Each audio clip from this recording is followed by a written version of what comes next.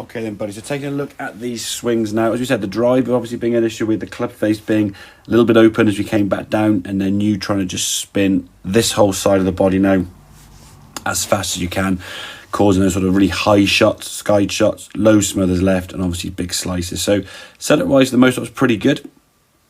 Taking the golf club away now, nice with that sort of torso rotation there, keeping the hand nice and low on the club, working back on a good plane. As we get to the top of the backswing, get the club in a pretty good spot, certainly a lot shorter than it has been in the past. The thing is, from here now, right shoulder, right hip, everything just starts spinning, spinning, spinning. As a result of this now, your hands and body just aren't staying in sync with the golf club. So as you get back to like this pre-hit position here now, the club is what we call a steep angle, very much higher than your right forearm, very much out in front of you too much, causing you to come down into the golf ball too steep. And as a result of that now, when you come in the golf ball now, the golf ball hitting the roof basically up where it says Foresight up here, because the angle of that tack just so much, and you can see sort of how tucked up your body is there. Right elbow looks very trapped and stuck, not really much room for you to go. So the feeling really, if you're coming down, is again, it's all about feels and not reels.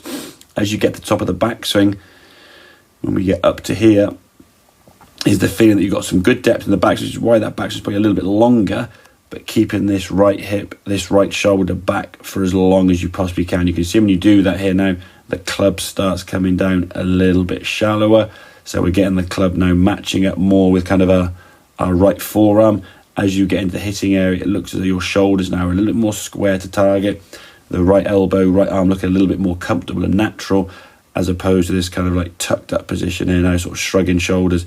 How much your body's unwind there with the lower half now, the hips aiming way left, shoulders spun out the way massively, and just causing that steep over the top movement. So at least with this one here now, we can find club on the bottom of the golf ball, ball flying down the range with a little bit of a cut, but learning where that club face obviously is now in relation to you with that body change. It's going to get a bit of getting used to and a bit of practice. Just one more note at setup. Obviously, as we said, you tended to set the golf ball up out the heel. So I think that visually, when you look down, the little dots on the top of your TaylorMade driver there, just bring that in so it's on the inside part of the golf ball at address. So when the club head actually comes back to striking the ball on the way up correctly, you're in the sweet spot and not the heel. So if that makes sense, Dan, any questions, obviously give me a shout, mate, and I'll see you soon. Cheers, buddy.